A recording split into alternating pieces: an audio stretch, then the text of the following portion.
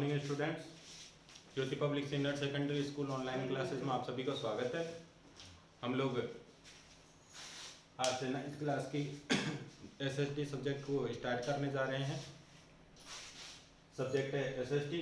SST में भी आपका ज्योग्राफी का पार्ट है, उसका 6th नंबर का चैप्टर है पॉपुलेशन, जनसंख्या। तो आज हम जनसंख्या के बारे में, ये जो जनसंख्या का टॉपिक है इसके बारे में पढ़ना स्टार्ट करेंगे। बहुत ही संवेदनशील मुद्दा है। भारत की जनसंख्या को आप सभी अच्छे तरीके से जानते हैं कि पूरे वर्ल्ड के अंदर 2nd नंबर पर इसका स्थान आता है।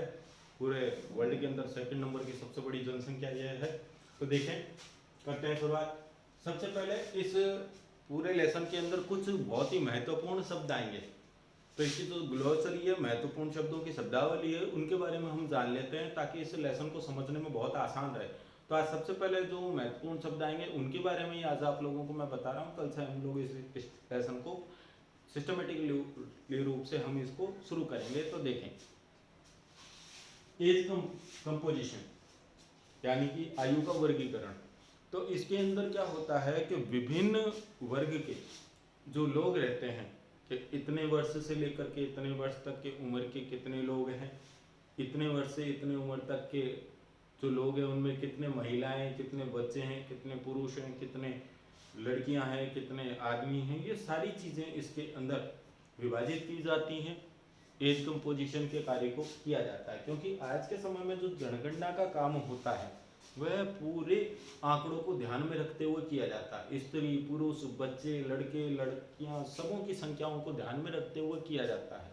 साथ में आजकल के जनगणना के काम में जातिगत बात को भी ध्यान में रखा गया है कि कौन से धर्म का, कौन सी जाति का व्यक्ति है, किस कास्ट से बिलोंग करता है, इस काम को भी बहुत ध्यान में रखा जाता है। तो ये सभी आंकड़े इकट्ठे किए जाते हैं। तो इनमें सबसे महत्वपूर्ण जो काम किया जाता है वह है आयु का ध्यान रखना। अक्सर 0 से 9 वर्ष तक की उम्र के जो बच्चे रहते हैं उनकी आयु का पता लगाया जाता है। 0 से 6 वर्ष की उम्र में कितने हैं, 0 से 9 वर्ष की उम्र में कितने हैं, 60 साल तक की उम्र में कितने हैं। तो ये काम इसके अंदर किया जाता है। अगला टॉपिक है सेंसस। सेंसस मतलब जनगणना। बहुत ही अच्छा शब्द है जनगणना। शब्द से ही पता लग रहा है कि लोगों की गिनती करने के कार्य को ही जनगणना कहते हैं।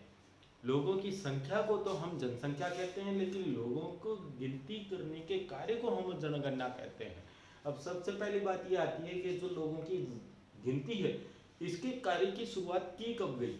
तो ये सन 1872 में पहली बार ये कार्य किया गया था, ब्रिटिश काल के दौरान।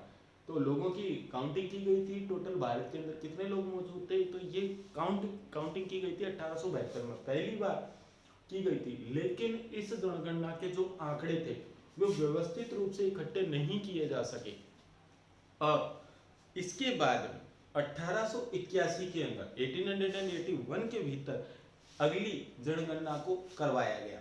अब अगली जनगणना करवाई गई तो 1881 के बाद से लेकर के हर 10 वर्ष के पश्चात, हर आफ्टर 10 ईयर्स, हर साल यानी कि हर 10 साल के अंतर पर यह जनसंख्या के कार्य को करवाया जा रहा है। और ये आज तक भी संचालित हो रहा है ये काम, जो कि भारत के अंदर सबसे बड़ा प्रशासनिक कार्य कहा जा सकता है। यानी कि ये काम ऐसा है कि जिस कार्य के अंदर सबसे ज़्यादा जो सरकारी कर्मचारी होते हैं वो काम में आते हैं। तो 1872 में पहली बार जनगणना करवाई गई थी। उसके बाद में लेकिन 1872 की जो जनगणना हुई थी वह सिस्टमेटिक ढंग से न होने के कारण 1881 से जो जनगणना 2nd नंबर की हुई उसमें सिस्टमेटिक आंकड़े इकट्ठे किए गए, और उसके बाद से लेकर के हर 10 वर्ष के पश्चात जनगणना के कार्य को करवाया जा रहा है और आज तक भी ये संचालित है। आप सभी को पता है कि सन 2011 के अंदर जो जनगणना करवाई गई थी उसके बाद में अब 10 वर्ष के पश्चात दोबारा जो आगामी जनगणना है उसका कार्य पूरा होने वाला है। सन 2021 के आंकड़े आ जाएंगे, नई जनगणना का जो कार्य 2021 में पूरा हो जाएगा। तो ये बात है, हमें ध्यान रखनी। तो सेंसस जो होता है वह जनगणना का जो कार्य रहता है हर 10 वर्ष के भीतर करवाया जाता है, और इसमें जो आंकड़े आते हैं, निर्धारित आंकड़े आते हैं, तो उस पूरे कार्य की प्रक्रिया को ही हम जनगणना शब्द के भीतर शामिल करते हैं। अगला शब्द है बर्थ रेट। अभी बर्थ रेट क्या चीज है, तो यहाँ पर जैसा कि साफ साफ लिखा हुआ है, तो देखें कि it is the number of deaths पर 1000 पर्सन्स इन ए ईयर। और बर्थ रेट क्या चीज है, कहने का मतलब है कि प्रत्येक 1000 पुरुषों के ऊपर एक वर्ष के भीतर जो मृत्यु या मृत्यु को प्राप्त होने वाले लोग हैं, मृत्यु जितने लोगों की हुई है, तो उन चीजों को ध्यान में रखा जाता है। मान लीजिए कि किसी जगह पर 1000 लोगों में कि जैसे 25 लोगों की मृत्यु हो गई, तो इसमें जो बचे हुए लोगों की संख्या है उसी को अपन बर्थ रेट के नाम से जानेंगे। यहाँ है डेमोग्राफी।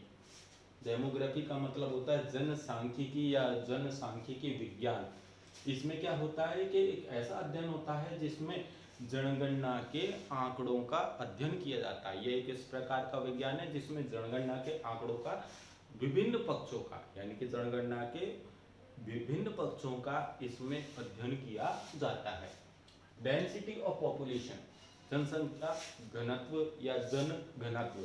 जन घनत्व का मतलब इसमें एक यूनिट फिक्स की जाती है, एक इकाई फिक्स की जाती है, और उस इकाई के हिसाब से कितने लोग उस एरिया के अंदर निवास करते हैं ये चीज देखा जाता है। अब जैसे हम राजस्थान की बात करें तो सन 2011 का जो आंकड़े हैं उसमें ये बताया गया था कि प्रत्येक वर्ग किलोमीटर एरिया में 165 लोग निवास करते हैं, लेकिन जो राजस्थान का क्षेत्रफल है उसमें एट प्रेजेंट में जो 2001 का आंकड़ा आया था उसमें 165 बताया गया था, लेकिन 2011 का जो आंकड़ा आया उसके अंदर 200 का जनघनत्व बताया गया। तो ये बात हमें ध्यान रखनी है। तो एक वर्ग किलोमीटर जरूरी नहीं है, इस इकाई को चेंज भी कर लेते हैं, लेकिन अक्सर एक वर्ग किलोमीटर एरिया में कितने लोग निवास करते हैं तो ये चीज जनघनत्व को दर्शाता है। आगे है कि it refers to the number of persons present in per unit area, यानी कि प्रत्येक इकाई वाले क्षेत्र के अंदर जो लोगों की संख्या मौजूद है उससे इस जनघनत्व का मतलब समझते हैं। अगला वर्ड है मिग्रेशन, यानी कि पलायन या प्रवास।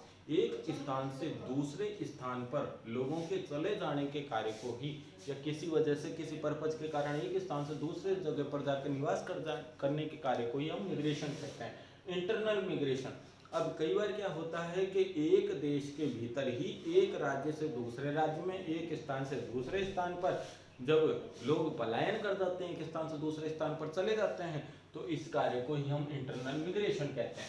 अगला शब्द है लिटरेट, साक्षर।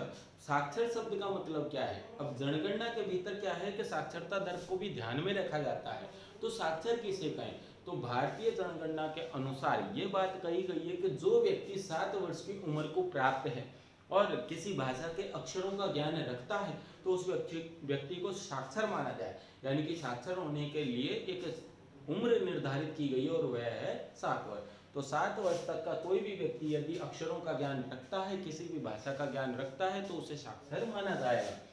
अगला शब्द है लाइफ एक्सपेक्टेंसी, जीवन प्रत्याशा इसे हिंदी में कहा जाता है। इसका मतलब होता है कि जब एक बच्चे का जन्म होता है किसी स्थान पर, तो उसके जन्म के साथ में ही मौजूदा जो औसत उम्र होती है मानव की, उसका एक अंदाजा लगाया जाता है और उससे ये पता किया जाता है कि इस बच्चे की उम्र कितने वर्ष होगी, तो उसे जीवन प्रत्याशा का नाम दिया जाता है। अगला जो शब्द है वह है इन्फेंट मोर्टेलिटी रेट, यानी कि शिशु मृत्यु दर। शिशु मृत्यु दर क्या होती है, तो the number of infant dying under 1 year age per 100 births in a year. यहाँ कहा जाता है कि एक वर्ष के अंदर 1000 जीवित जन्मों पर, यानी कि एक वर्ष के अंदर जितने भी बच्चे पैदा हुए हैं उनमें 1000 बच्चे जो जिंदे रहे हैं उनकी तुलना में कितने एक वर्ष के भीतर छोटे नवजात शिशुओं की मृत्यु हुई है, तो उस संख्या को हम क्या कहेंगे, शिशु मृत्यु दर के नाम से जानेंगे। यानी कि 1000 जीवित बच्चों के ऊपर कितने बच्चों की या कितने शिशुओं की मृत्यु हो गई, इस संख्या को ही हम शिशु मृत्यु दर के नाम से जानेंगे। अगली जो शब्द है अगला पॉपुलेशन ग्रोथ, यानी कि जनसंख्या वृद्धि। जनसंख्या वृद्धि का मतलब क्या होता है, यहाँ पर जैसा कि अभी हमने बताया कि जनगणना का काम क्या होता है कि 10 वर्ष के अंतराल पर किया जाता है, 10 वर्ष के गैप पर किया जाता है। तो इसी तरीके से जो पॉपुलेशन ग्रोथ का कार्य है, यानी कि जो जनसंख्या वृद्धि है, 10 साल के भीतर एक स्थान की जो जनसंख्या है 10 साल के भीतर कितनी बढ़ गई, ये चीज का जो डिफरेंस आता है उसी को हम जनसंख्या वृद्धि कहते हैं। मान लीजिए किसी एक स्थान पर 2001 के अंदर जो संख्या थी वो 1000 थी, लेकिन जैसे ही 2011 आया, 10 साल का डिफरेंस हुआ, तो वहां की जनसंख्या यदि 500 हो गई, तो जो उसकी वृद्धि होगी 500 लोगों की वृद्धि हो गई, तो उसे हम जनसंख्या ग्रोथ कहेंगे। फिर उसकी हम परसेंटेज निकाल लेते हैं तो वो जनसंख्या वृद्धि दर कहलाने लग जाती है। आगे है सेक्स रेशो। सेक्स रेशो क्या चीज होती है, लिंगानुपात इसे हिंदी में कहा जाता है। लिंगानुपात का मतलब रहता है कि 1000 पुरुषों के ऊपर, यानी कि 1000 लोगों की तुलना में किसी क्षेत्र विशेष के अंदर कितनी महिलाएं मौजूद हैं, तो ये चीज लिंगानुपात कहलाती है।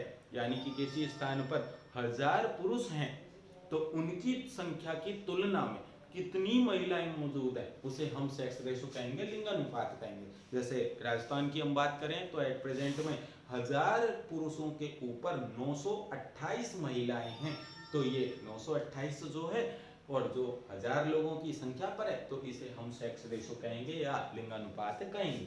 अगला है अर्बनाइजेशन, यानी कि नगरीयकरण, शहरीकरण। अब ये शहरीकरण क्या है, यानी कि आप सभी जानते हैं कि वैसे तो भारत गांव का देश है, लेकिन गांवों के अंदर सीमित संसाधन हो जाने की वजह से, संसाधनों की कमी की वजह से जो लोग हैं वो शहरों की तरफ ज्यादा बढ़ते जा रहे हैं। गाँव का धीरे धीरे समापन होता जा रहा है, गांव धीरे धीरे समाप्त होते जा रहे हैं, संसाधनों की कमी होती जा रही है, गाँव का अस्तित्व समाप्त होता जा रहा है।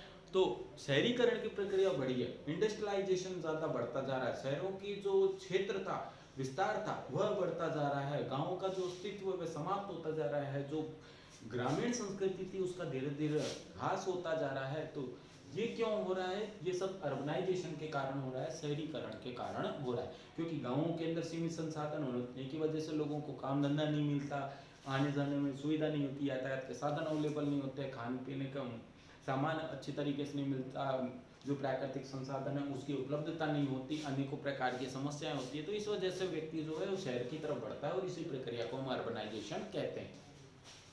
सबसे लास्ट में है ऑक्यूपेशनल स्ट्रक्चर, यानी कि औद्योगिक ढांचा। तो इसका मतलब क्या है, औद्योगिक ढांचे का मतलब ये है कि यहाँ पर जो व्यक्ति है भारत के अंदर या किसी भी देश के भीतर एक विशेष क्षेत्र से जुड़े हुए जो लोग हैं उनका पूरा का पूरा यहाँ पर संख्या का पता किया जाता है कि उद्यमी कितने हैं, उद्योग करने वाले कितने, व्यापारी कितने, दुकान करने वाले कितने, छोटे मोटे कुटीर उद्योगों से जुड़े हुए लोग कितने, प्राइवेट जॉब कितने करते हैं, गवर्नमेंट जॉब कितने करते हैं, सरकारी कर्मचारी कितने। तो ये पूरा का पूरा जो स्ट्रक्चर है यही ऑक्यूपेशनल स्ट्रक्चर कहलाता है। तो आज का जो हमारा चैप्टर था पॉपुलेशन, उससे रिलेटेड सभी जो टॉपिक थे वो भी आपको बताया। महत्वपूर्ण शब्दों के बारे में अभी हम लोगों ने डिस्कस किया। तो कोई भी शब्द यदि आपको समझ में नहीं आता है कमेंट बॉक्स में लिखें, तो कल उसे और अच्छे से बेहतर तरीके से एक्सप्लेन किया जाएगा। इस वीडियो को आप बार बार समझने का प्रयास करें। आपको समझ में आता है, वीडियो अच्छा लगता है तो आप इस वीडियो को अधिक से अधिक लाइक, शेयर और सब्सक्राइब कीजिए। बाकी का इस लेसन का जो स्टार्टिंग है वो हम कल से करेंगे, तो बाकी का जो वीडियो है वो नेक्स्ट वीडियो में। थैंक यू वेरी मच, धन्यवाद।